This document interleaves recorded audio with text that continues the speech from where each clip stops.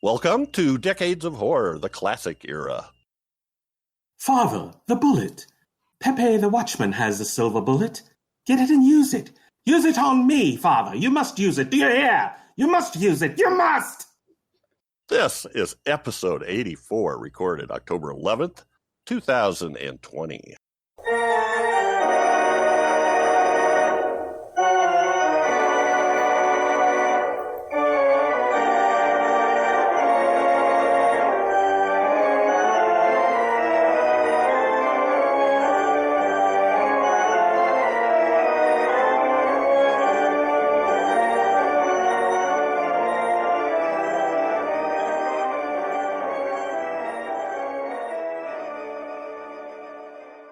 I am your host, Jeff Mohr.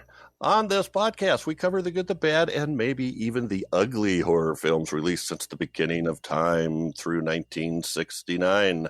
In each episode, we'll discuss the monsters, spirits, psychos, and villains that have haunted movie-going audiences since the dawn of film history. With me this week are my incredible co-ghosts. First up, Whitney Coyato, an accomplished artist, makeup artist, and writer. Whitney, how are you this fine weekend? I'm well. How are you? I am very good. It is beautiful weather here in Iowa. How's it in North Carolina? Rainy. And I apologize if you hear sniffling. My allergies have been getting to me.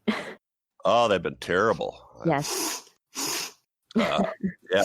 Well, I'm in the middle of harvest season, and I literally sit in the middle of bean and cornfields. So as they combine through them and raise all the dust and pollen that have settled, yeah, it gets fun. Next up is Chad Hunt, co-host on Decades of Horror, the 1970s and 1980s, and a film producer and director with Wreak Havoc Productions, and a comic book artist and writer. Chad. And traffic reporter for DOH, the classic era. Yes. Traffic on Highway 52 is backed up for miles, Jeff. I'm sorry to hear that. You should stay home and record a podcast. Anyway, I'm confused. I am confused this morning how a movie set in Spain has so many English characters speaking English accent. It's amusing. It's very confusing and amusing at the same time. But no, I'm very good. I'm very good this morning. Excellent. Joseph Perry, due to other commitments, is off for the rest of 2020, and we miss him dearly. He's asleep. Well, he is. He definitely is probably asleep right now. But that gives us an opportunity to include listener guest hosts for a few episodes. And one of our first ones is Alistair Hughes, all the way from New Zealand. Alistair is the author of Infogothic, an unauthorized graphic guide to Hammer horror. And maybe he can tell us a little bit more about himself. Al, how you doing? I'm bright-eyed and bushy-tailed, thanks, Jeff. Even if I'm possibly the only person who's actually awake at the moment in this entire country. But may I say, this is a tremendous honor for me. I've been a fan for years and I never miss an episode. So the opportunity to actually appear on an episode with you, Whitney, Chad, and Jeff is my fanboy moment of the year. So thank you so much for having me. And it sort of occurred to me that the really spooky part is that it's 3 a.m. here. And that's traditionally a time when the human body is at its lowest ebb. So I'll apologize for myself in advance. That's fine, Al, because 9 a.m., 10 a.m. here is in America is usually everyone's lowest on Sunday morning. So on a Sunday. We're all on equal ground here. Excellent. I mean, 3 a.m. is apparently the time when most people pass away and people wake up and they're most depressed. And the really interesting thing is that this period is known as the Hour of the Wolf. So how's that for synchronicity? Excellent. Well, you are too kind. It's great to have you with us, Al. It really is. And I'm a big fan of your book. And I know you do other things besides that, sort of an artist, illustrator, and writer, I believe. That's correct, Jeff. I basically do anything that will make money within reason. Excellent. All right. So you probably figured out from the title already, but our topic this week is The Curse of the Werewolf from Hammer, directed by Terence Fisher, starring Oliver Reed, Clifford Evans, Yvonne Romain, and Katherine Feller. Strangely enough, as Chad pointed out, this takes place in 18th century Spain, where an adopted boy becomes a werewolf and terrorizes the inhabitants of his town. The story has so much more to it. And here's our usual spoiler alert, because come on now, you've seen this movie, right? If you haven't, go for it. There's some great versions of it out there, and it is also streaming. So it is a Hammer film. It was released May 1st, 1961, UK, June 7th, 1961 in the US. In West Germany, it was known as Der Flucht von Sinestro. I don't know why they use that, but it basically means the curse of Sinestro. So I don't get that, because that's a Spanish word that basically means sinister, I believe. Yeah. Mm-hmm. And so they're going back to that family name. Why they didn't make it the Curse of the Werewolf, I don't know. And I think the other, if I recall, the Spanish title was something similar. At any rate, it was filmed in England. Surprise, surprise. Now maybe you know where these places are, Al, but Black Park in Iverheath, Buckinghamshire, Brace Studios, Callow Hill Sand Pit, Virginia. There's too many commas here. Too many. Sand and Gravel Quarry, Wapsies of Wood. I like that one. So Brace Studios, is that a usual place for Hammer films to be filmed? Most definitely. It's certainly where the early Hammer films were made. It's where the traditional family atmosphere that actors talk about took place. And it was when Hammer moved away from Brace Studios that many, including Mr. Reed, the lead actor of this film himself, said that Hammer just wasn't the same anymore, that it lost that lovely family atmosphere. Yeah. I heard a lot of talk about that on some of the extras or side videos I watched about this film. Filming dates are September 12th through November 2nd, 1960. The budget is estimated to be around £120,000, which would translate to around $338,000 US. It was, as far as box office, it was said to be about a tenth of the takings of Curse of Frankenstein, which ends up being about $800,000 US. So not a real killer box office, but there are reasons for that we can talk about later. And boy, we have taglines galore, and by popular demand, Chad will be reading the taglines for this film. Popular demand. The most popular, yeah. How about the only request? The only request. Okay. All right, ladies and gentlemen, our taglines for this movie, this awesome movie, this one of the best werewolf movies ever, in my opinion, are as follows. Even those who loved him were not safe. Okay. Next, this summer's new big thrill, which I've seen on every sci-fi horror movie poster tag. Yep. Okay. So far, nothing new. Okay, and this is my old Facebook profile. Half man, half wolf, compelled by the hideous curse of his evil birth to destroy even those who loved him. Okay. That's a good description of you. It is. It worked for a long time. Also, this one. He fought the hideous curse of his evil birth, but his ravished victims were the proof that the cravings of his beast blood demanded he kill.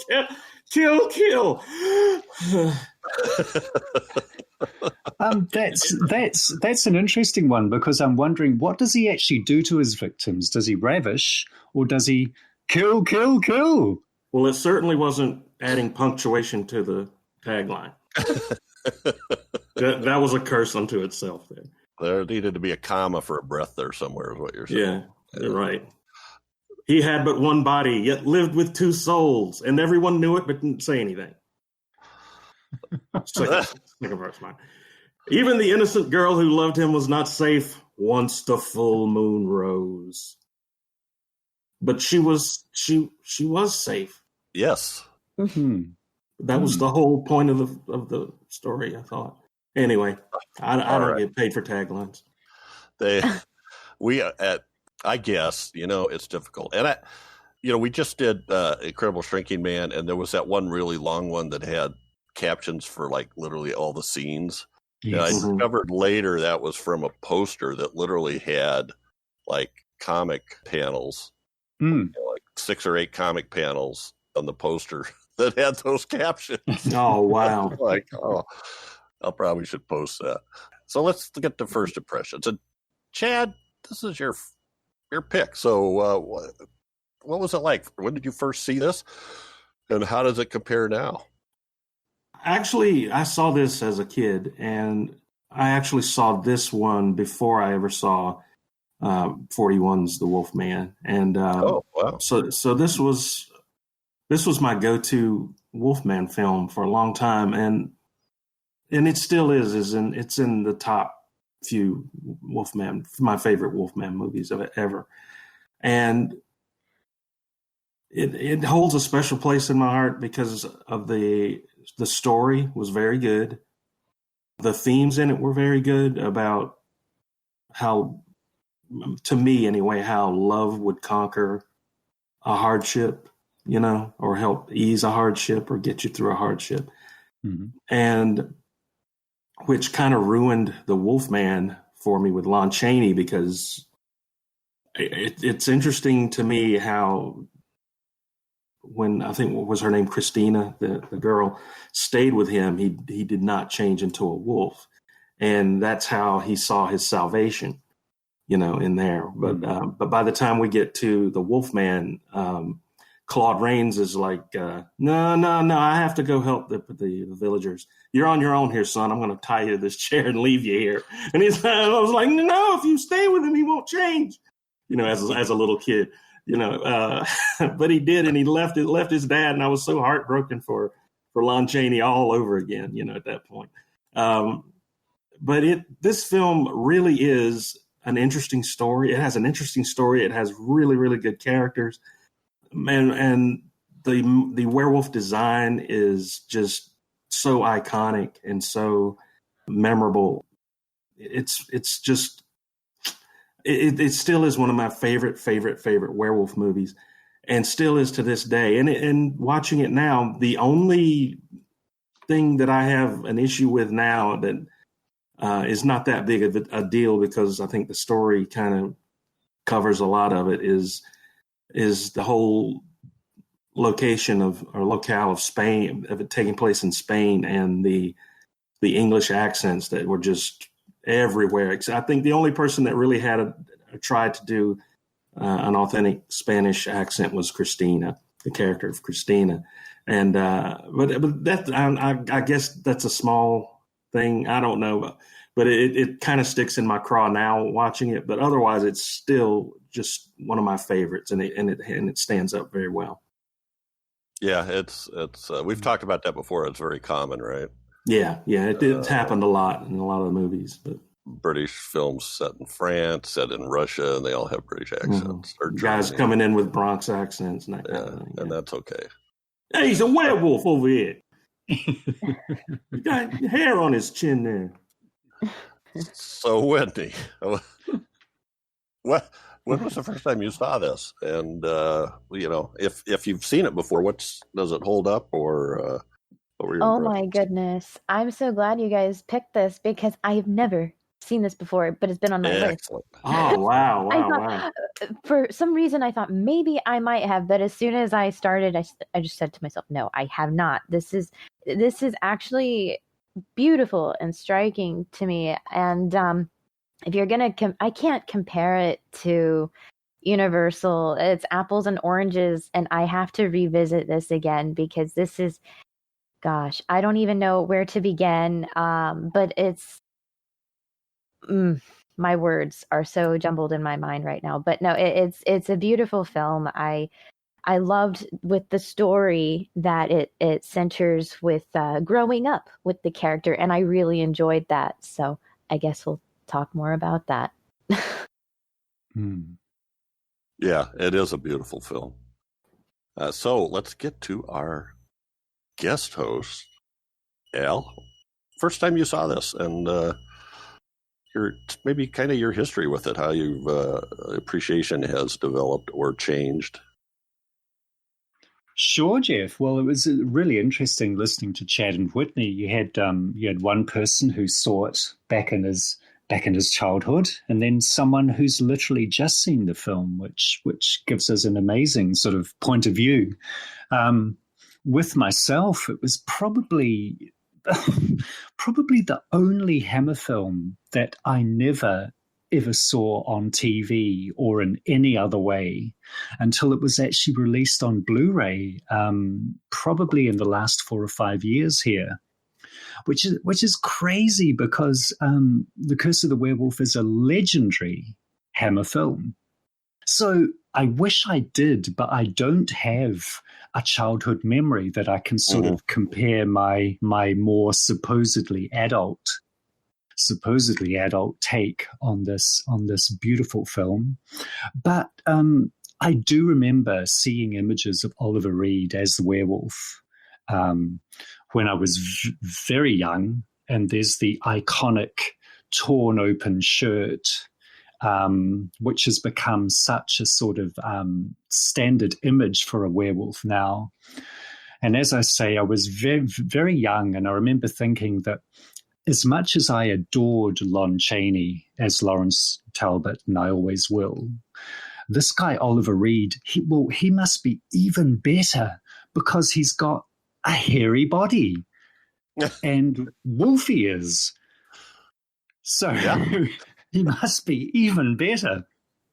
But, going back to it not being shown on TV here, I did some reading, and I know that some countries continued to have censorship issues with this film for reasons that we'll no doubt get into. And possibly that's a factor as to why it was never actually shown here on TV.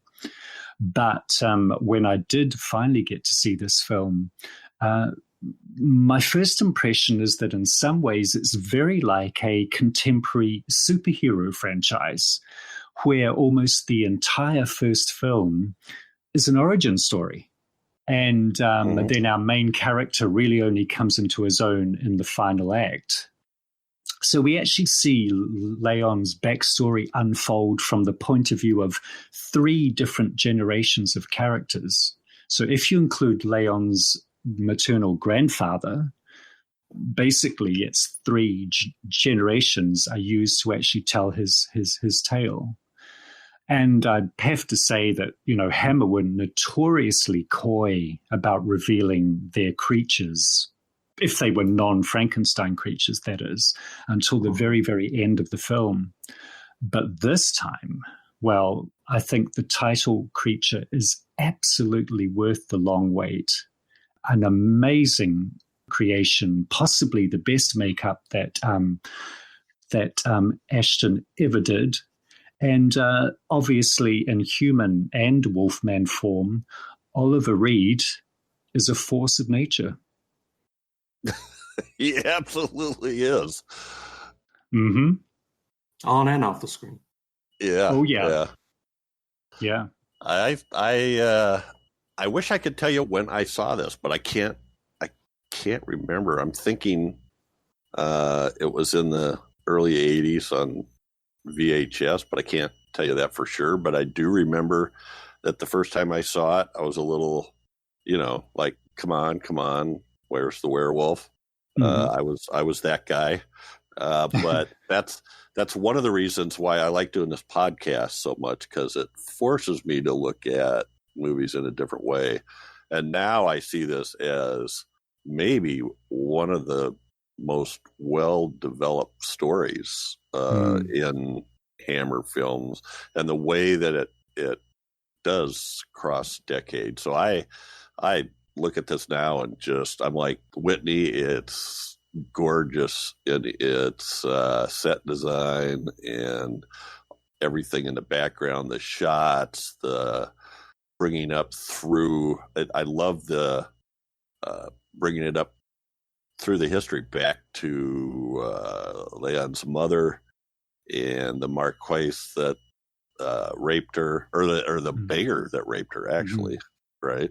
Right. And she kills the Marquise. And so, I like this a lot. And in the development, there's not much in, I guess there's a lot of disturbing scenes getting to it. And Oliver Reed himself doesn't show up until halfway through the film. But I absolutely love the makeup, and I love that the opening close-up of the werewolf's eyes and the behind the opening credits, right? Because that, to me, that sets the stage, and having those tears roll out of his eyes kind of it implies this tragedy that's coming. Yes. Really, right? It's not just this evil creature that's ravishing and killing people. It really is kind of a tragedy. So I love that. And Oliver Reed, oh Lord, and all the actors in this film are really good. Some of them surprisingly good, and I don't know if I've seen them in other things. So I want to talk about the censorship a little bit first, because I think that's probably what led to the poor box office originally.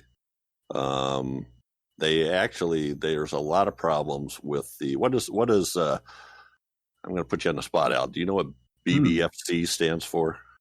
I think it's the British Board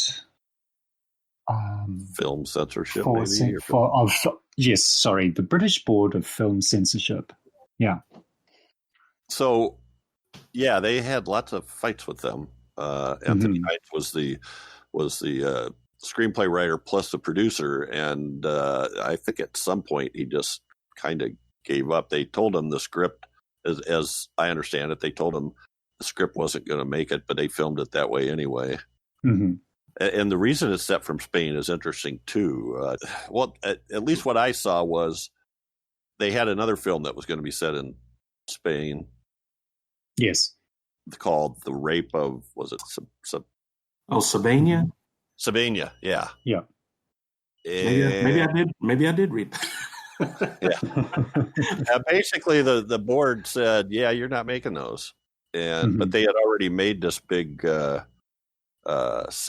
Spanish set for Rape of Sabina. So maybe because of the title, I don't know that, and that was going to have a lot to do with the Spanish Inquisition, as I understand it. Yeah, so Jeff, part of the problem as well, it wasn't just with the censorship board, it was also with the Catholic Church. Still very influential at that time, and they certainly didn't want to see a film about the Spanish Inquisition. So that was another factor.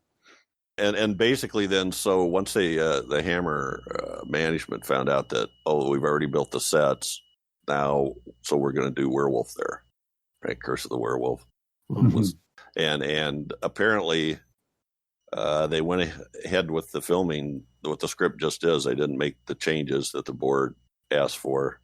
And then a lot of, I saw several different things, but one of the quotes from the board was, you can have sex or violence, but you can't have both. Now, that sounds rather American, actually. I mean, we did Don't Look Now in the 70s, and one of the things they told them is, well, when you have sex scenes, you can't have thrusting in and out. You can thrust in or you can pull out, but you can't go in and out in the same scene. Yeah. Which, anyway, so That sounds kind of similar. But so a lot of scenes were cut. Does anybody know which all the little cuts that were made? It was up to 5 minutes, which may not seem like much, but that can really cut the shreds out of a storyline. From what I've been reading, it's essentially any scene that involves violence at all. So when Leon has his first rampage, his murder of the young woman in the bordello was cut fairly substantially. That one in particular, but one of the biggest things that was altered was essentially, and this is interesting, the beggar was supposed to be a werewolf himself. And if you look at the way the character is when he assaults Leon's mother, you can see that, he's got incredibly furry arms. He's very bestial looking. Mm-hmm. And apparently they were told by the censorship board that they basically weren't allowed to depict relations of any kind with a creature that wasn't human. Mm-hmm. So apparently Wordsworth turned up and he was expecting to be fitted with fangs. And they told him at the very last moment, no, we're not allowed to do that. So instead you've got this inexplicably bestial character who, as far as the altered narration of the film is concerned, is still human. He's not a werewolf. Right. I also read too a lot of the first of all, the scene with the servant girl being attacked was cut, and then her confrontation with the Marquis, which included, I guess, when she stabbed him to death. Those were cut. Yes, there was a shortening of that scene with Leon and the prostitute, like you said, and there were a lot more. I was reading there were a lot more shots where. Showed dead bodies. The result was after the results of an attack by the werewolf. A lot of animals, dead animals, and even the werewolf at the end. There was a prolonged scene of him. I guess the deafening of him by the bells that were ringing, and then they were going to have his face just at like the beginning, at the end, where his face. They were just showing his face over the end credits, which was even in the cut that I saw did not have that. So, Oh yeah, yeah. In fact, what I heard was she's in the dungeon with the beggar, and when the jailer comes and takes her out of the cell, and that the original version that was cut takes her out of the cell, totally eliminates taking her up to the Marquis's room. Yes. And then the next shot you see is her running through the woods, which is sort of like, when did that happen? So the jailer let her go? Why did the jailer let her go? So, and then what you said, that iconic, it is such a good scene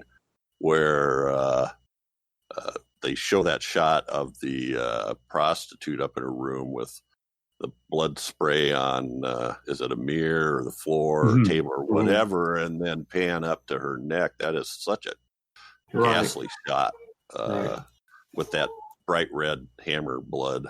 Just is stunning, I thought. Yes. Did you see that, Whitney? What did you think of that?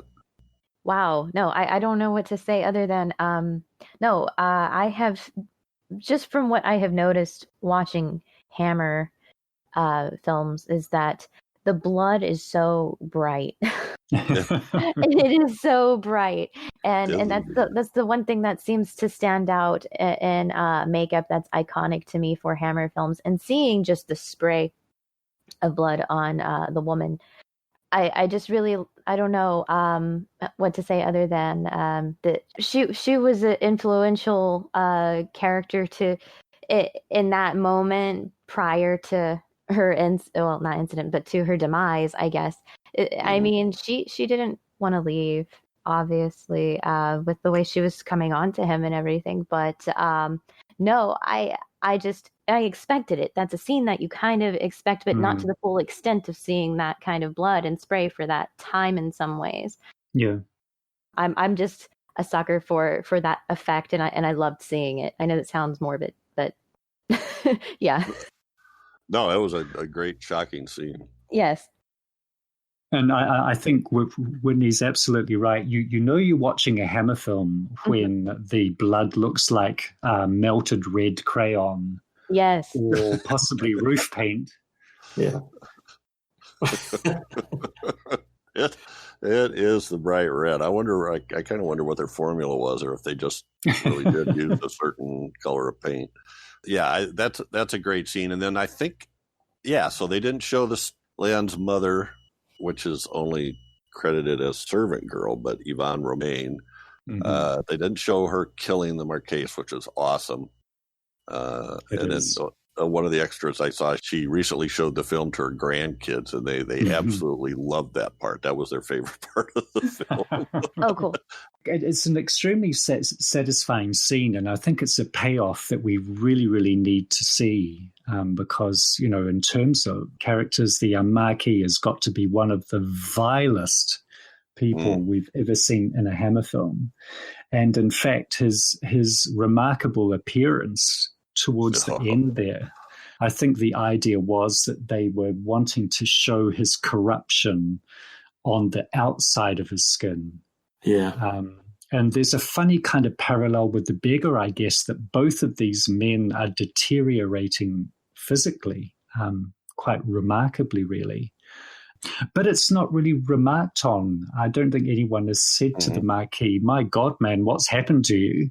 And likewise, the beggar, he obviously looks like a beast, but it's not really remarked on either. It's, just like this physical deterioration that both men are going through. Now, I read somewhere there was only a 15-year difference in the time he was thrown into the dungeon and the time that he attacked the servant girl. So at 15 years, that's a lot of deterioration. And it even went so far as to look like his skin was just peeling, and he was picking at his skin, and it was just falling apart and everything. So just some gruesome stuff. Yeah. Oh, that was an awesome scene though, when he's sitting there, picking his sores and popping his pimples or whatever those were in the mirror. I'm like, oh Lord, it's pretty gross.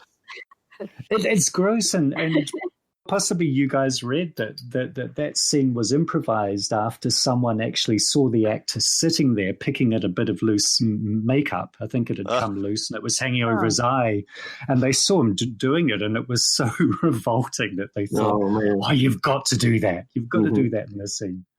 That's great. That's funny. Yeah. So he is a really despicable character, and that is an arc that is very satisfying. That is Anthony Dawson, correct?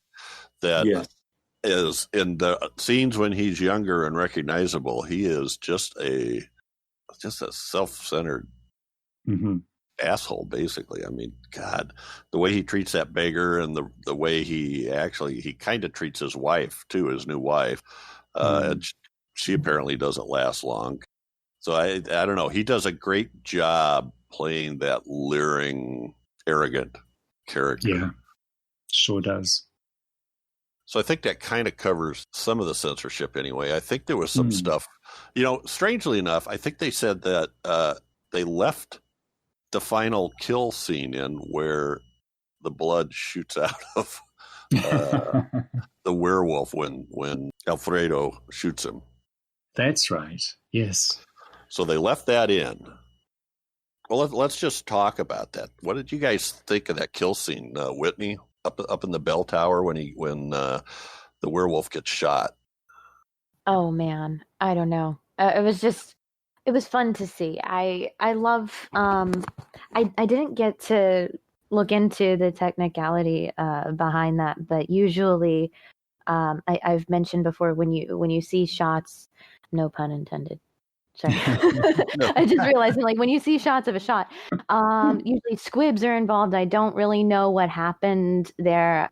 No, I love it. Again, So when you see that, it's not just the makeup for me, but then that moment when you see he's gone, his eyes are wide, and then you see everything in full, just the hair and the I think it was cream based paints, but that's what it looks like to me around the eyes and the face and just that detail.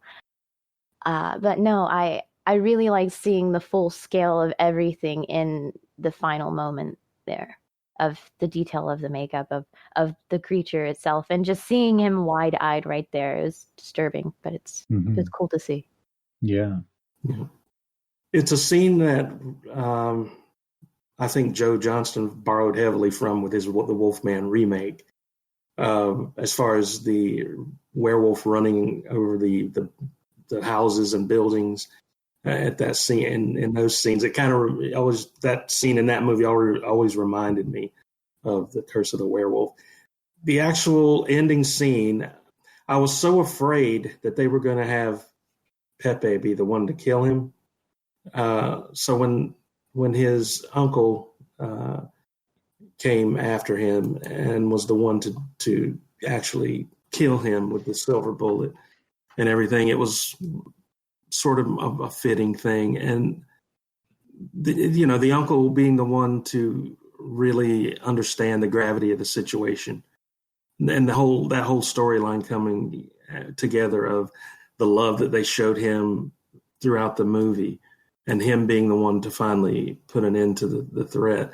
I always got the feeling that I'm doing this I'm just going to call it his son, because from all intents and purposes, that was his son, putting his son out of his misery and helping him to end this curse. And it was just story-wise, it was a very emotional scene for me. They could have went the route of the werewolf having some recognition of his dad or his uncle, dad, whatever you want to call it. And then that making him change. But that was, I think a lot of movies go that route. And just the fact that he was still this slavering beast that was just going to come after him, and he shot him, it made it that much more tragic to me. So it was a very moving scene. And like most movies did, after the monster's dead, the movie just ends, which sort of just, boom, it's over. And you're left with that image of Leon being shot. And it was just very powerful to me, the whole kill scene at the end. They could have went on another 5 minutes showing the aftermath and what happened after that. Even not having him change back to Leon I thought was a very good decision to make too. It was just very moving and very emotional to watch, and it still is even now to watch that, because the best werewolf movies are. I know people say this about Frankenstein and all the other characters, but the best Wolfman movies and werewolf movies are when the werewolf is sympathetic. He's in this situation that he has no control over, and which just makes him a very tragic character, which makes it a very dramatic character. There's werewolf movies where this doesn't happen, like The Howling, which are very good werewolf movies, but the best ones carry this tragic theme. And this one did it very, very, very well, I thought. Yeah, I agree. I guess the thing that struck me most the first time that I saw it was, as has been referenced, Leon doesn't change back to human form, which has become something of a cliche in horror films. And I like that just because it's so unexpected. And possibly, as Whitney was alluding to, it gives you a chance to study the makeup. If it's only for a brief time, because it really is a fantastic job. And the makeup artist Roy Ashton was the person who actually put Oliver Reed's name forward for the lead role. At the time, Oliver Reed was only 22. He was a very young actor. He wasn't especially well known, but Ashton could see in his face, in his bone structure, that he would be perfect for this role. I think he's even quoted as saying somewhere that Oliver Reed kind of half looked like a wolf anyway, especially when he was getting angry. Mm-hmm. And, you can absolutely see that. And what I love about the scene, whether it's the stuntman or whether it's Oliver Reed, I'm not sure. The whole physicality of the whole thing. One thing that everyone said about Oliver Reed in this film is that he wanted to do all of the stunts himself. Once again, it sounds like a cliche, but he's obviously a very powerful, capable person, and he wanted to do as much of that as possible. So what always sticks in my mind with that scene is the way that he hurls himself backwards after he's shot. It's honestly like he's been hit by a high pressure hose or something. Just the way that his body shoots back, it really sells the moment, the drama of the moment, and then, as Chad and Whitney say, the tragedy when suddenly he's still and he's finally at peace. But the other thing about that scene that really strikes me is that the film opens with the tolling of bells, and that is for the Marquis's wedding. And, of course, it closes with the tolling of bells as well for Leon's death. So, yeah, quite a moving and exciting scene. Yeah, I agree. Does anybody know how they did? Did you see how they did that blood spurting out? There's some controversy over it, I know, and that Roy Ashton was saying, well, no, it doesn't make any sense. The blood would fly out the back. Oh, right. But the director insisted that he wanted to see the blood, fly out of the chest. So I'm not sure exactly how it was done, but Roy Ashton said to the very end, but no, it doesn't actually make any sense. But it certainly heightens the drama of the scene. I read somewhere that they used a bicycle pump with a tube running up under his costume, under his makeup, and then thrust it out. But I explain the pressure of him flying back. he was air propelled backwards. But that's how they did it. Two things. At first I went, well, that's not real. But my second thought was, that is really cool because this is an unnatural creature. Yeah. And so having that incredible spurt and the fact that, we have this silver bullet. So, it was an unnatural reaction. I love the way that he writhed a little in the corner like a wounded animal. I just thought that was incredible. And then the final shots of his eyes, and it's not real obvious, but there's a tear that kind of goes out of the corner of one eye as they're showing him there. So that's just kind of harkens back to the tears in that opening scene. Although, did anybody else read about the problems they had with contacts and finally discarding them? I didn't even know that they would be utilized for something like this. I don't know why, but they put these in that opening shot. You could actually see him. He's got brown eyes in the opening shot, and you can see that there's these wide, the large contacts. And they gave him such a problem that his eyes just went all bloodshot, that he had such a reaction to him that they couldn't wear him. He didn't wear them anymore. So in that opening shot where you can actually see the contacts because it's so close up, he has brown eyes.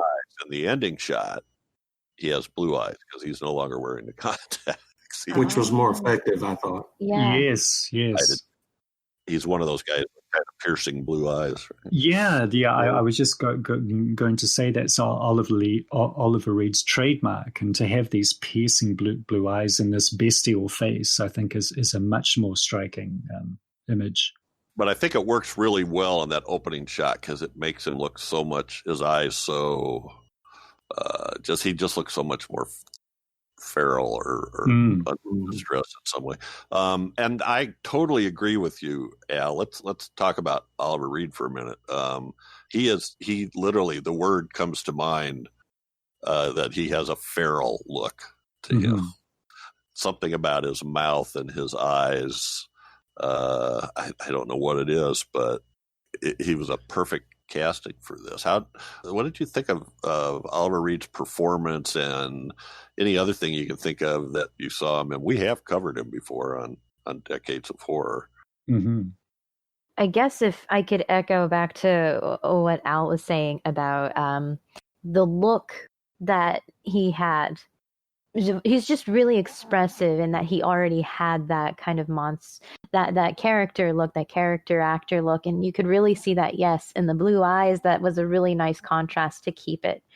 And I just loved that you can see it in the brow and the cheekbone when he was really expressive. But looks aside, the emotion he carried, and just knowing that full well he felt, and going back to what Chad had said about keeping Christina by his side, that he felt that the shift couldn't happen with her by his side, and then knowing that dynamic, and then having that symbolic figure of love right there to hinder that shape shifting process. It's a powerful thing to see and feel in that moment. But that's all I can kind of grasp right now. and that's true. It's true that one of the cool things about Oliver Reed is he can go from a very subdued character to this explosive, bombastic side, and he was able to do both in this. As he's a younger man and he first gets his job at the winery, he's very very subdued, very calm, but yet he's still interesting.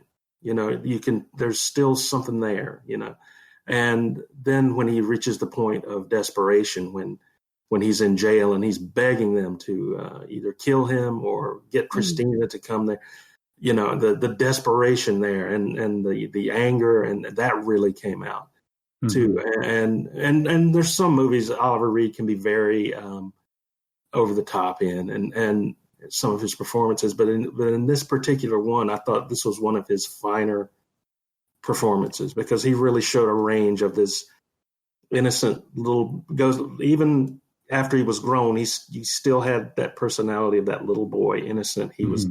He finally felt like he was done with this curse, and he can go out into the world and make it on his own, and then to come to find out that he can't. And that whole arc of that is just amazing to watch from beginning to end. So in my opinion, it's one of his finer things. And he does have that face where all they have to really do is accent his features. He's like an earlier form of Ron Perlman, where his face already has those qualities that really all they had to do is just sort of accent them a little bit and to bring that out. And so, but I thought this was one of his best performances, or one of my favorite anyway. Yeah, absolutely. No, I would certainly have to agree. I was struck this time, but just by how much raw charisma he actually has. You can't take your eyes off him when he's on screen. And it's interesting. I know there are so many stories about Oliver Reed off screen, and we don't need to rake over them here. But in this film, at 22 years old, apparently nobody had a bad thing to say about him. He was willing to do anything that was needed. Everyone who worked on the production just had glowing things to say about him. And in fact, even Peter Cushing apparently is quoted as saying that he could see that Oliver Reed was destined for great things. Mm-hmm. I think most people at Hammer could. Apparently, Cushing even gave Oliver Reed a little bit of acting, an acting tip, which Reed remembered through his stellar career. But unfortunately, like the werewolf himself, Oliver Reed was a very troubled soul and, had a similarly tragic end. But yes, I just enjoyed reading about the fact that this notoriously difficult person was actually apparently a real sweetie when working on this particular film. And I actually saw some interviews where people were saying, by all accounts, in all of his, he made several Hammer films, right? Mm-hmm, he did. That in all of those, he was always on the mark, on time, knew his lines, didn't cause any problem, and was a pleasure to work with. So apparently, at least it hadn't interfered at that point, his drinking problems until later on. At least that's what I took. I did think it was funny. I think he was reveling in a lot of times I see this as listed as his first movie or something, but it's really kind of his first starring role. He was in, he had bit parts in a lot of other films. So I think he was kind of reveling in that, because at one of the pieces of trivia in IMDb actually says he used to drive home wearing the makeup. Now that seems hard to believe, because wouldn't you want to preserve some of that for the next day? Or maybe he would just drive for lunch somewhere during breaks. I don't know. Karloff used to do that. He would okay. he would wear the whole makeup instead of having to. So that way they'd come in and they'd just do touch-ups the next day instead of having to go through the whole process again of making it up again. So Karloff would drive home and go to lunch and everywhere with that makeup on. Frankenstein. And it makes it easier when actors are so into their characters and want to go all the way with that kind of dedication, because it usually takes a team of people to make something to that extent, and it could take like 3 hours tops to kind of get stuff like that done. And I was just amazed. I don't even know how long it took for them to do the makeup on Oliver Reed, but I hope you guys don't mind if I bring up, there was someone that wasn't credited as the hairstylist. Her last name is Steiger. I can't remember was it Frida Steiger? Yeah. But sometimes I know hairstylists, they're in their own niche and they deal mostly with hair. But the thing is with this, and you see the extent of how much hair is going on. I don't know. I didn't get to research, but I am curious if she had a hand in that, because sometimes hairstylists will take a look at the continuity of the hair to collaborate with the makeup department and things. So it crossed my mind, and it was something. I don't know if you knew anything about this, Al, or not, but I questioned it when I watched that and I read about Steiger being part of the makeup department. That's really interesting, Whitney. It's a really good point, because obviously if we're dealing with a werewolf, hair is going to be something that's really important. I know that Roy Ashton said that the makeup on Oliver Reed took 2 hours, but who knows how much extra time was then spent on his pelt. Right. That's an extremely good point. Well, she appeared to be part of the usual Hammer, yeah, crew. Yeah, she was involved in a lot of Hammer films. Yeah, I love seeing the hair and the wig work, because I mean clearly that's a good portion of that is her, and but also again it leaves me to question how much continuity and hand did she have, or was she even involved with looking at Reed's hair work, because sometimes they do. Yeah, and unfortunately, like a lot of people in these jobs, there's literally nothing in terms of bio available, at least on IMDb. There's a good listing of credits, and that's it. no other information about her, really. Yeah. That's a good point. Mm. Yes, it's good to have these people highlighted. They often get overlooked, I guess. No, I had to throw her in there. Hope you don't mind. Yeah. Oh, No, absolutely. it's great. Absolutely. In terms of Oliver Reed's horror career, I know that the 70s has covered Burnt Offerings and The Brood. The Brood, yeah. Yeah, which are excellent. I love those movies. But he's did some other things, and I don't know much about these. Apparently there was some Poe remakes around 1990. I don't know what brought those, but there was the House of Usher. He played Roderick Usher, and The Pit and the Pendulum. Wow. I've never heard of those or never seen those before. Stuart Gordon films. Wow. Well, he was in one of my favorite roles he was in was Tommy, The Who's Tommy. Oh, yes, sure. Yes. Baron Munchausen, Three Musketeers. He played Athos in Three Musketeers. And he was in an obscure little Ridley Scott film about a gladiator or something like that. Yeah, it was very small, independent. Yes. I mean, it was his last role, but a lot of reviewers said that he'd never been better, which just kind of adds to the tragedy. But he's said, many people have said actually, that The Curse of the Werewolf made Oliver Reed. You know, he's arguably the biggest star who came out of the Hammer stable of films. And apparently it was the British director Michael Winner who spotted Oliver Reed in The Curse of the Werewolf.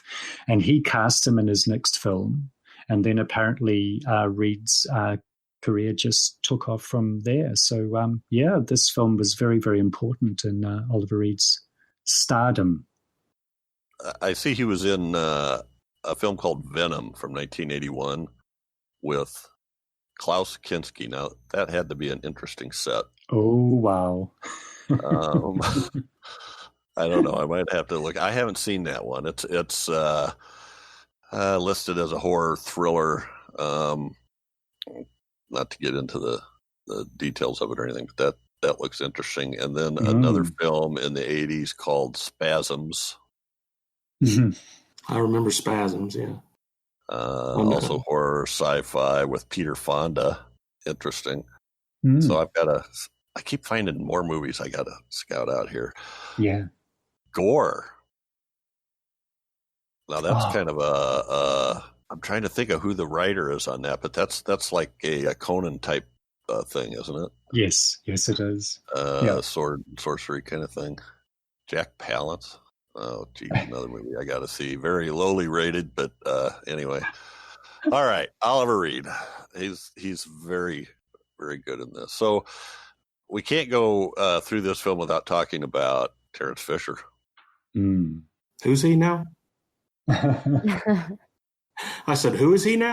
Who is he? I don't think we've ever heard of him on this show. Yeah, Mr. Hammer for quite a while.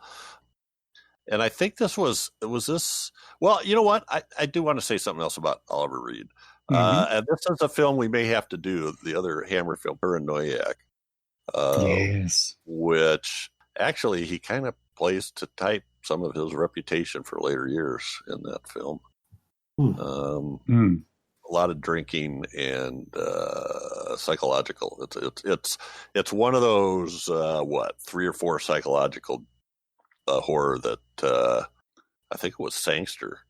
Yes, did the scripts for there in the 60s. He and Sangster were just unstoppable. Yeah, Nightmare was another one of those that fit in that category. I think they referred to them as the mini Hitchcocks.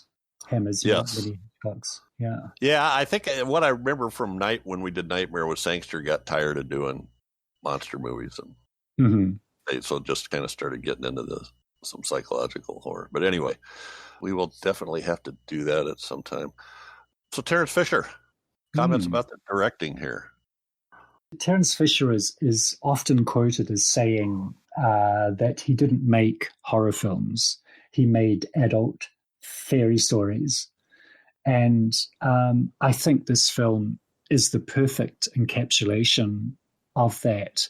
It has a storybook feel and a symmetry about it, which just gives that feeling of being told a story rather than it being a film that just wants to frighten and shock.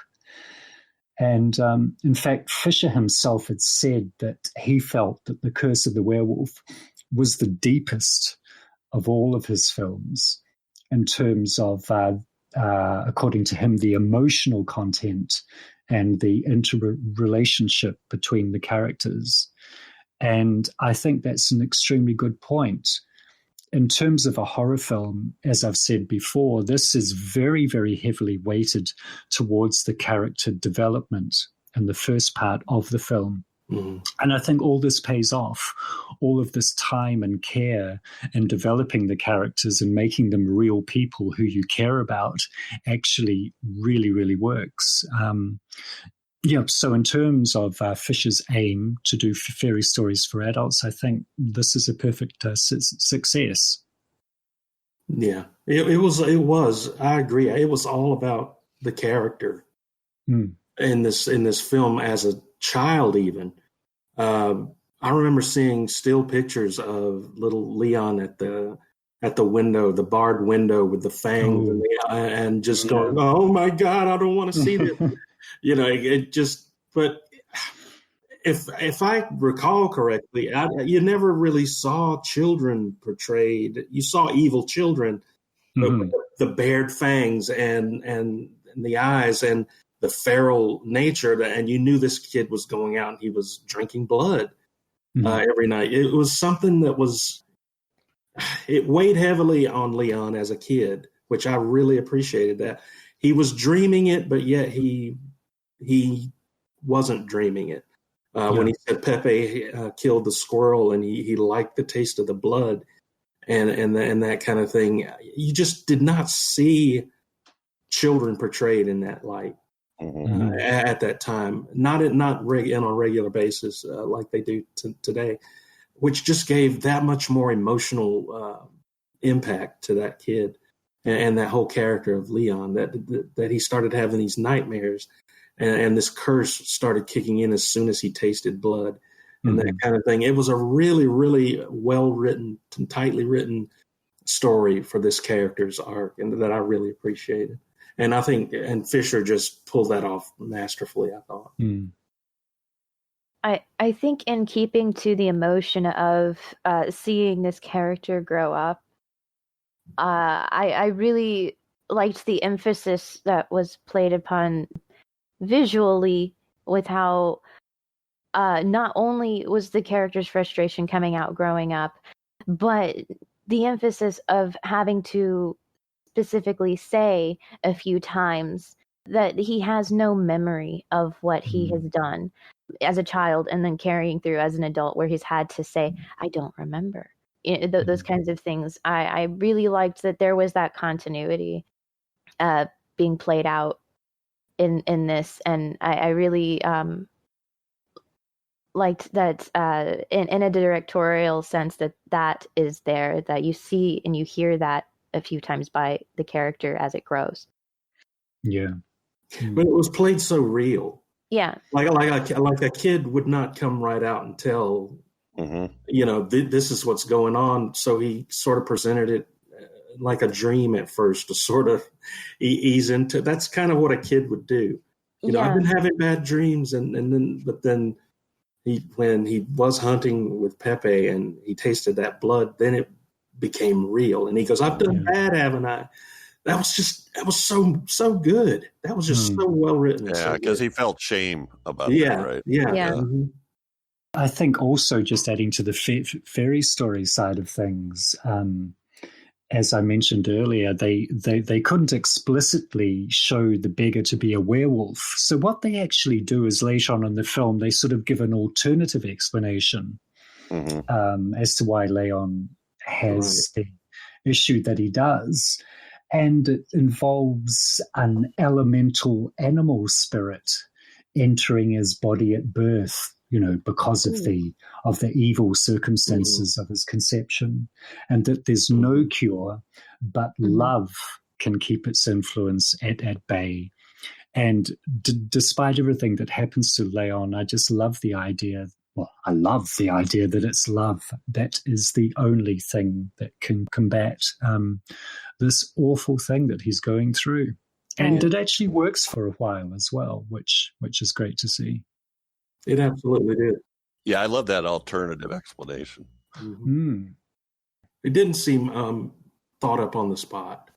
It felt like there was thought put in it. I didn't feel like it was just, we'll just say he's cursed. And they kind of really put a little bit of thought into why this would be and why this curse would come into play. And it was just interesting and entertaining, I thought. Mm-hmm. Yeah. Well, by forced, I meant because they wouldn't allow the beggar to be a werewolf. Oh, yeah, right. It was forced on them, but it was a fortuitous change. Yeah. It allowed them to expand on the mythos of the werewolf. Exactly. Without totally changing everything. Yeah. I know you guys might have some input on when Chad just said the myth of the werewolf. I mean, it's different for me in this story to hear of a werewolf actually, or a creature having to be born on Christmas Day or around Christmas time. Yeah. So and usually in mythology and these some of the story, I guess, that has come forth in Universal, it's because they're bitten from another werewolf. But I liked that this was different because it's something you have to be born into and not turned into. So that I really liked that in this. Interesting. Yeah. It's like it's no longer a transmitted disease. It's more of a spiritual. More of a spiritual thing. Yeah. Definitely. Yeah. Again, I think that's an interesting and a fortuitous change. I think the love part was already in there, but I assume that he was originally going to be a werewolf because of the beggar. Yeah. But anyway, now that, I thought that there's a couple of pieces of casting in this that are just incredible, in my opinion, and it's the two children, which may not be what you thought I was going to say, but I don't know where they found the young version of Leon's mother. Mm-hmm. Well, I do know where they found her. She was Yvonne Romain's cousin. Yes. I believe that looked a lot like her, and she suggested her. And then the young boy that plays the young Leon looks so much like a young Oliver Reed. They just fit in perfectly.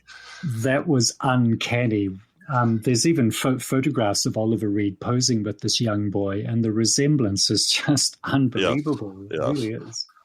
And I'm completely with Chad. The image of him straining at those bars with the fangs and the hair on his hands is just creepy as all get out. Yeah. Not the kind of thing you're used to. It almost kind of harkens back to some of the shots from Salem's Lot. With the evil vampires hovering outside the window. I do have to say, I thought that the kid also had a uncanny resemblance to a young Chad. Aww. Did you? Well, I have been known to howl at the moon. and strain at the bars on your window. Yeah. My parents had a tough time, I'll just say that. Oh. Is that you, Chad? I'm kidding.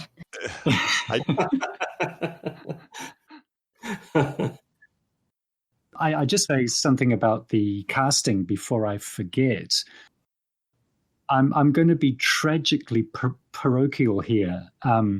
It's kind of weirdly appropriate that I get the honor of joining you guys for this particular film because not only does the cast include two New Zealanders, but one of them is even a Maori, who are the indigenous people, the tanga te whenua of my country. So I'm actually referring to Hira Talfrey as Teresa, the housekeeper who becomes Leon's aunt. Oh, wow. Oh. Obviously, her ethnically dark looks appealed to a casting director who was on the lookout for people who looked vaguely Spanish. Mm-hmm. So I think that's just wonderful that one of the native people of my country is in a Hammer movie. Wow. That's awesome. I really enjoy her performance, and she's a really key character all the way through the film. And like most actors of that time, she's very received pronunciation. However, on listening really, really hard, my wife and I thought we could just detect the very slightest sort of Kiwi volfloutness in some of her delivery. But, you know, a fantastic performance and a really important character. Yes, she was. And the other Kiwi is Ewen Solon as Don Fernando, Christina's father. Once again, a really unlikable character. And Ewen Solon was in a number of earlier Hammer films, but probably the most notable one is that he was the villain Stapleton in The Hound of the Baskervilles. Mm-hmm. And lastly, I'm a huge Wallace and Gromit fan. So me too. I really, good. So you'll know exactly what I'm going to say, Chad. I just have to point out that Peter Sallis, who played the mayor, Don Enrique, in Curse of the Werewolf, was also Wallace, obviously, in The Curse of the Were-Rabbit. Yeah. And I will just always wonder if there was some sort of deliberate choice of movie title and the fact that Peter Sallis was in both movies. So, some notable cast members that I just had to mention there. I learned everything I know about cheese. I learned from Wallace and Gromit. Well, I have to point out, I had it down to point this out, that she, Hira Talfrey, is it her? Yep. Was the opening witch killed in Witchfinder General. Oh, wow. The opening scene, they're dragging a woman off to be hanged, and that is her. And she also, even though it's not a Hammer, it's a Tygon AIP film, and she had a part in Oblong Box as well. Mm-hmm. Excellent. Very cool. I loved her in this movie. Yeah, I thought she was great. She was, I loved her too. She was a very likable character, and also an example of how, I hope this doesn't come out wrong, but how in these households, the women were usually took a background, they were in the background or took a, behind the scenes to the males. Mm-hmm. But it was obvious that she very quietly was running the show. Yeah. Yes. Well, he relied on her greatly. He relied on her. Yes. And trusted her. So that was I thought they had a great relationship. And she's the one that actually figured out that Pepe shot young Leon. Yeah. So anyway, that was. I just loved. I mean, her character sort of evolves from housekeeper to aunt to almost a maternal figure to Leon. But I also loved the idea that she was the one who actually delivered the werewolf lore. She was the one who told them about the legend of the unwanted child being born on Christmas Day. So this brings up, I was going to mention this before when Chad was struggling with Alfredo's relationship, understandably, with Leon, because it's complicated, and they don't really help with the way that they refer to each other. So the mute servant girl, played by Yvonne Romain, is Leon's mother. Yes, and the beggar is Leon's biological father, and. Teresa and Alfredo take in the servant girl. When Alfredo finds her, I don't know, face down in the water, it must have been which Yvonne Romain said that was not a fun shoot. I bet. The water was very, very cold. But anyway, But he ends up calling Alfredo father. And when Oliver Reed leaves, he calls him father, right? Yeah. So even though he's not his biological father, he was the father that raised him. And his mother died at birth. So Teresa ends up playing the role of his mother, even though she's not really Alfredo's wife. Although they're definitely kind of a pair, I guess, in terms of their relationship. Not necessarily, there's no hint at a sexual relationship, but they are the household, the pair running the household, right? The male, female. So anyway, it's confusing because none of it fits any traditional format. It's interesting, Leon, how he refers to Don Alfredo, because there's a scene, and I cannot for the life of me remember whether it had been restored to the Blu-ray or not, where Don Alfredo first puts the bars onto Leon's window. And the young Leon says, but what if there's a fire? Which sort of prefigures all the talk about the unburning of the werewolf later on in the scene. And it's at that point that I think Don Alfredo says, I would never let you burn my son. And it's from that point that Leon refers to him as father.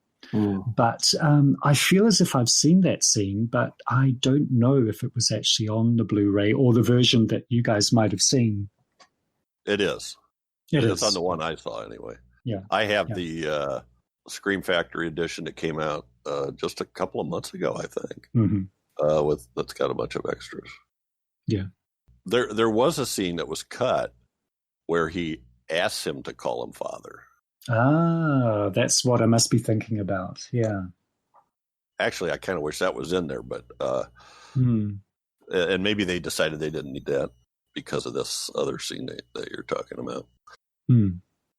I absolutely loved Yvonne Romain. She's a very fetching woman, but she also, I thought, did a great job in this mute role with her facial expressions, etc.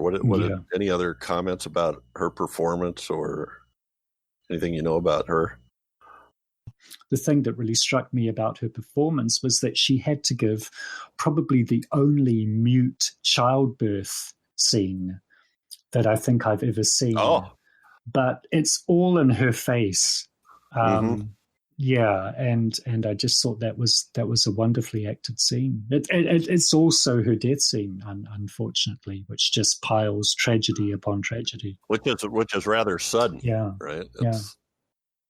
I don't know. I would definitely want to watch this again, and see what I can come up with on what I could say about her. But no, I basically echoing some of the same things and agreeing with you guys have to say about her and her performance. Yeah, it takes a lot to, she conveyed everything without having to say a word very well. And she did that, and that's not an easy thing to do. No. At all. And I think she pulled it off very well, very well. The concern she had for the baby and all that. It was just, she did an amazing job, I thought. And of course, she infamously appears in the production stills.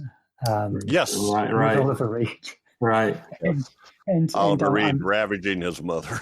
Exactly. So I'm thinking, if poor Yvonne Romain's character hasn't already been through enough, we've got to add bestiality and incest as well. Right. Poor woman. Clifford Evans as Alfredo, I thought he was incredible. I mean, there was almost a lot of the scenes that he had, especially later on, he's being imparted with some terrifying information, and he doesn't say much, but you can really see the emotions and the wheels turning. He's thinking about it and processing it, and I just thought he did a great job in that, especially in the scene where Leon's in the cell and telling him he has to kill him, and that was I thought he did a great job. Well, yeah. Well, normally that character would be the one going, "Oh, son, settle down. You don't know what you're talking about." But he knew what he was talking. He knew what he was talking about was true because he had grown up that way with this, knowing that this was a true thing. So that was a refreshing thing that his father knew. His father / uncle / guardian / knew. Yes. Yes, he's a Welsh actor, and he just gave that role so much dignity and sensitivity.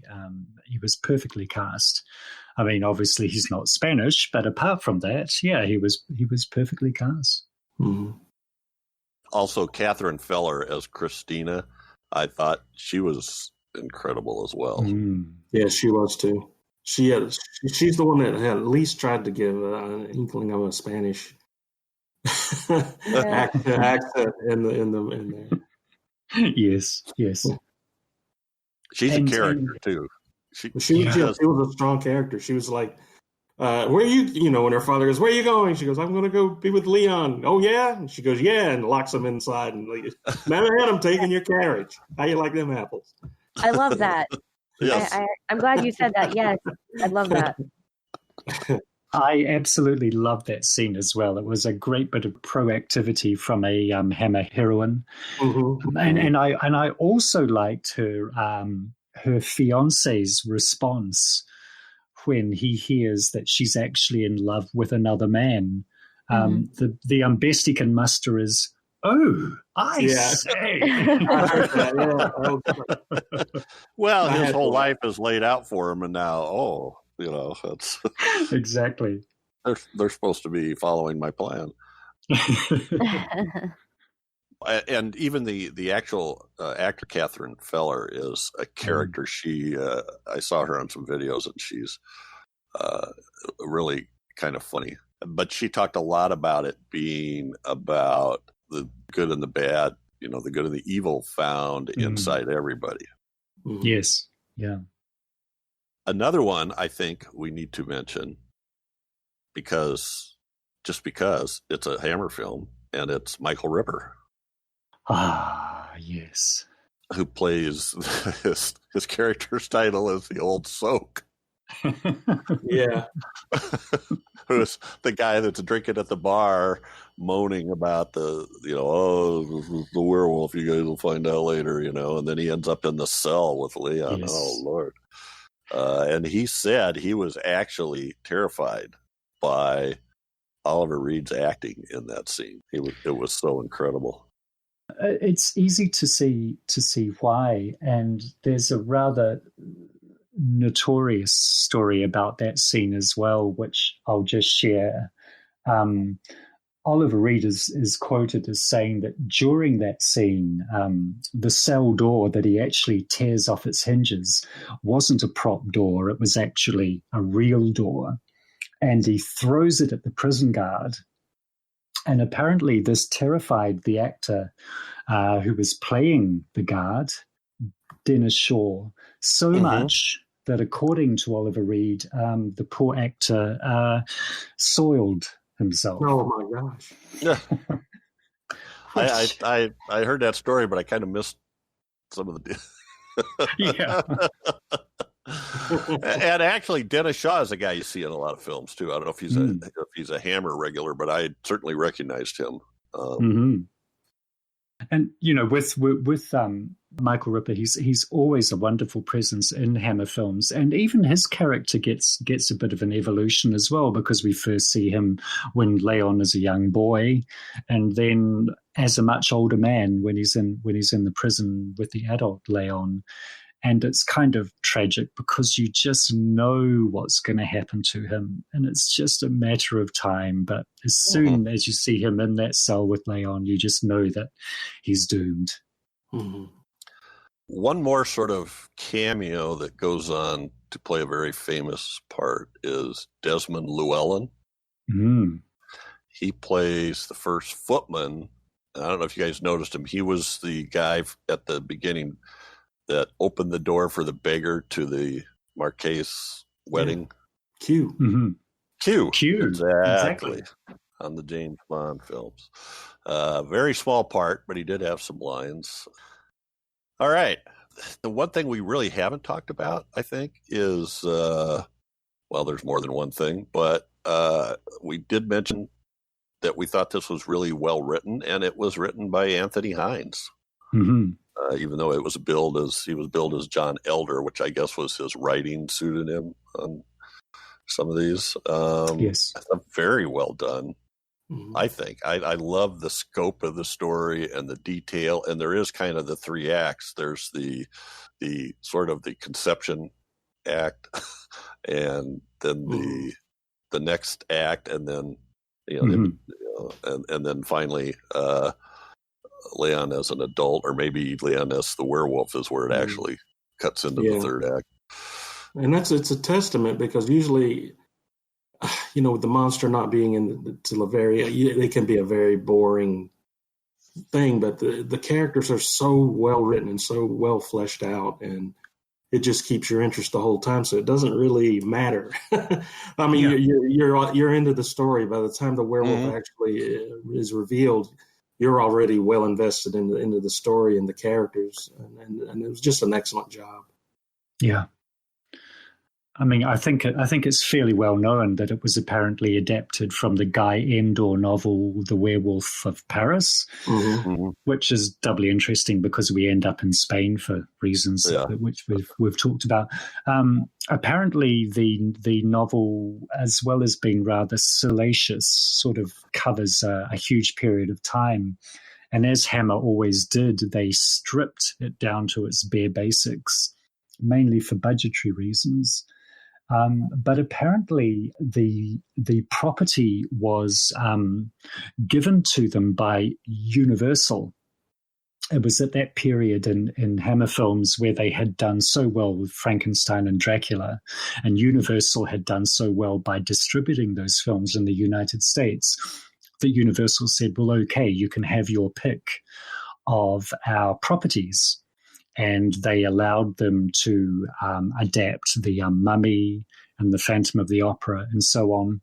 But yes, apparently Universal owned the film rights to The Werewolf of Paris, and that was something that they handed to Hammer to actually make. But what really interests me is that there doesn't appear to have ever been any discussions about adapting The Wolfman, which you would have assumed would have been a more obvious route to travel down. And I was just wondering if maybe back then Lon Chaney Jr. still cast too long a shadow over that particular character, because as we know, all of the other Universal creatures were played by multiple actors, but Chaney owned the Wolfman. So, yeah, I was just wondering if that could possibly be a reason. I don't know. Yeah, you never know. I guess, it certainly could be. Well, and speaking of the Guy Endore novel, from what I understand, I haven't read it, but that it is drastically different in tone and detail, that there are literally no likable characters in that novel, and it's really about people's evil sides coming out a lot. So I would have to read it. I have it. One of those ones I haven't delved into. Interesting. I think just a quick mention of his work colleague, Leon's work colleague, that coerces him or talks him into going out to party because it's Saturday. It's pay night. It's pay night, yes. Yeah. I thought he was great. Yeah, I thought the guy was great, especially when he was dancing at the pub. And his description of what actually working in a vineyard involves, I thought was nicely simplified. The wine goes on the inside and the label goes on the outside. And he makes his little paper cutout that he does his shadow figures. Oh, his origami pornography. Yeah, I've never seen anything like that before. Okay, do we have any closing comments here. Anything that we haven't touched on that anybody wanted to mention? And I'll let Chad go first since this was his pick. Just that, like I said earlier, this is one of my favorite werewolf movies ever. It's well in the top 5. Just amazing performances by all involved, especially Oliver Reed. It's one of my favorite performances by him, and I love this movie. I mean, you can pick at old movies for their little flaws here and there and sort of make fun and everything, but as far as that goes, this is one of my favorite werewolf movies, and I love it so much. And one thing that there's a lot of confusion about, especially people that don't know that it's a Hammer film, is because sometimes it was distributed by Universal, and sometimes the Universal will pop up and people will go, "Oh, that's a Universal werewolf." No, it's not really. It's not really. So there, as far as, and I don't know if that's everyone, but I know a few people I know that like this kind of thing. They misconstrue it as a Universal werewolf movie, and it's not. It's a Hammer film production, but just distributed by Universal. But regardless of the fact, this is one of the best, in my opinion, one of the best werewolf movies ever made. Excellent.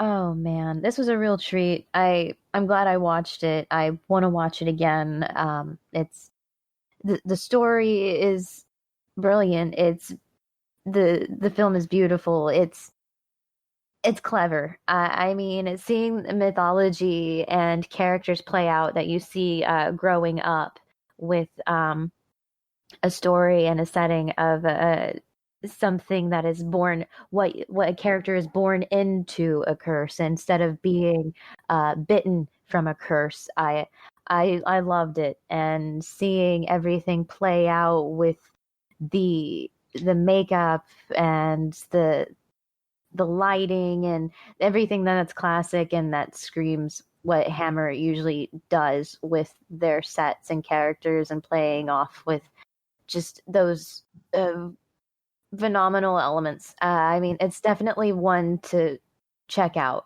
Again, I loved it. Yeah. Al, how about you? Yeah, I can only agree. It's a film that I enjoy more every time I see it. I'm still kind of amazed that it took me so long to actually see this film, because I guess iconic is a very overused word, but this film really is an iconic werewolf. Everyone knows Lon Chaney, of course, but as I say, that image of Oliver Reed with the torn open white shirt, which I believe was used as well in the Joe Johnston Wolfman remake, that particular kind of image that Chad referred to before. But what makes this film really special for me is that Hammer were famous or infamous for their sequels, for bringing back their villains and monsters again and again, and for such a beautifully realized werewolf in such a wonderfully made film, that just didn't happen with this particular creature.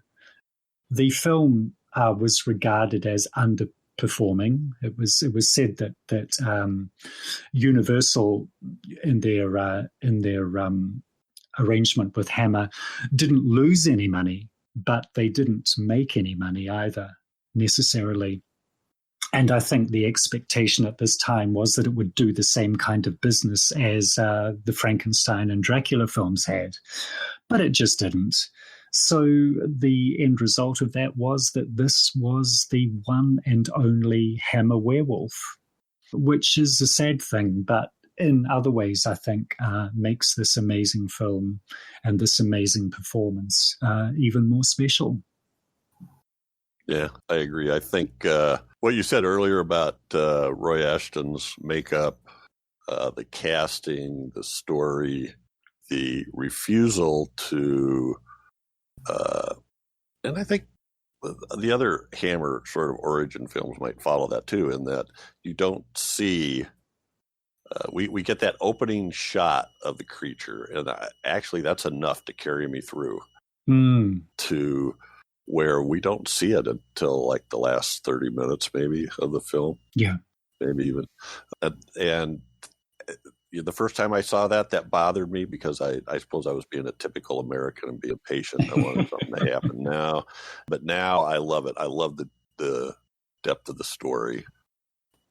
We did want to mention there's a detail in IMDb, and literally it's all over the internet if you look, that says that Roy Ashton modeled his makeup after Jack Pierce's Wolfman makeup. And you found some information on that, right, Al? Yes, I was dubious when I read that, and of course I've since read a couple of interviews with Roy Ashton, who says that he didn't see a still of Lon Chaney as the Wolfman until after he'd worked on this film. In fact, his approach was that he wanted to see what a wolf's features would look like mapped over a human face. So he made a number of drawings, which I think you've seen online, Jeff, and possibly Chad and Whitney, you have as well. What he basically did was he studied a taxidermied wolf, and he made lots and lots of drawings of the wolf's features.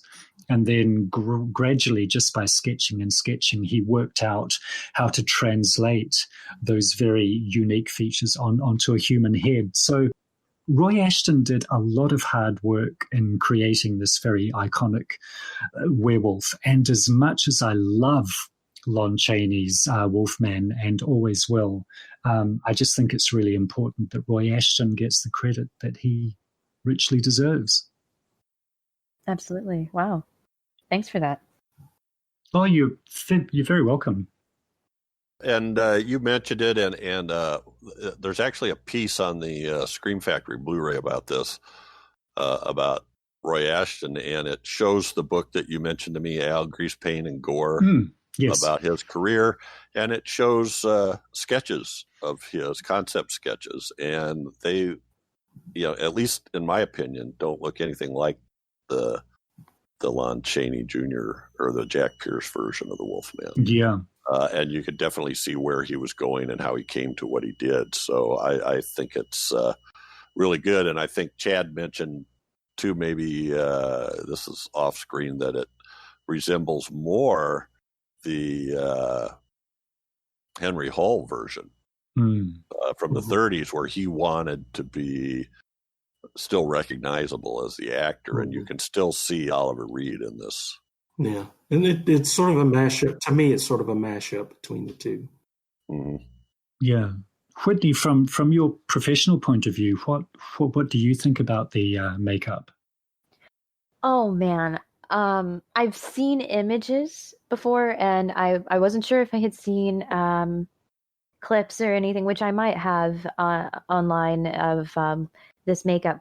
But no, it's beautiful. I love it. It's the detail, as far as I liked seeing that it wasn't so brown all the time. I like seeing the mixture of the gray and the white, because I always say when it comes to makeup and makeup effects, our complexions and our hair isn't a solid color anyway. We have pigments of things, like you look at your pigment in a certain light. You're not a solid color anyway. So I like seeing the hair is blended and it's not just a solid color. And I liked seeing how the makeup was really blended with some rouge and browns and some umber tones. I really like seeing that fleshed out with this character. Wow, that's fantastic. Thank you. It's really good to hear that from someone who works on makeup, because I can see these things and appreciate them without actually realizing why. So that's a really good insight. Thank you. Thank you. Yeah, so my apologies to anybody we've shorted on this episode, but it's time to wind up. So, Grue Believers, that's it for this episode. But every 2 weeks, we'll be focusing on a specific film released between 1920 and 1969. Next up will be our 6th silent film, The Phantom Carriage from 1921, chosen by our next listener guest hosts, which you'll have to tune in to find out who that is. There are plenty of ways to stay in touch with us. Please send feedback to feedback@gruesomemagazine.com or leave comments on Gruesome Magazine's HNR and DOH podcasts Facebook group, our website, gruesomemagazine.com, or even on iTunes. And please leave comments. I've been lacking in time to gather comments, but I will get to them and we will read them. So catch us again here in 2 weeks for another great horror movie of the classic era, as only decades of horror can do it. Say good night. Good night. Good night. Good night, and thanks so much for having me. Oh, and thank you, Al. It was great fun, and I really appreciate you taking the time, especially, I tried to schedule this later, but Al kept saying, no, this is good. Early morning. So. It's such an odd hour. Yeah. Gosh. Well, I knew that Jeff had the two of you to coordinate as well. So I decided, I would just fit in with you. I've had the time of my life. I really have. Thank you. We're so glad to have you on. So glad. It's been a delight. Yeah. Yeah, it's great fun and very informative. So have a good one. Good night, everybody. All right, guys. Take care.